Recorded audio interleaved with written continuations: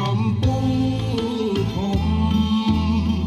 បងបានជួបមុំនៅគុំស្រឡាញ់ស្វាយភ្លើងសូមអន់តូនចិត្តទៅសយោងសូមជួយនាំផ្លូវឲ្យស្រចំឆ្លៅឃើញតែបងអ្នកអូផាគុំត្រៀលសែននគរអបសារនងភូមិកំណាស្រី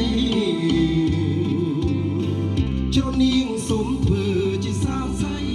ជ្រលងសូមចង់ទៅស្រីអនងទូភក្តីស្មោះកាយអូនមួយគង់ហាក់នគរភាសាបុរាណទេសចរគ្រប់ប្រាណលោកឯចកាយ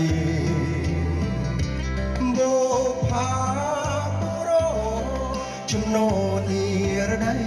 នឹងវាសរសៃប្រហាស្រូវទុំស្រុកថ្មីល្បីឈ្មោះពីរួងរងលីសូរំដំពេញស្រែចំការមិនចង់រៀនទេដីពីដូនតាបងសូមប្រាថ្នារស់នៅសាងស្នេហ៍នឹងពើស្រងតាំងអូ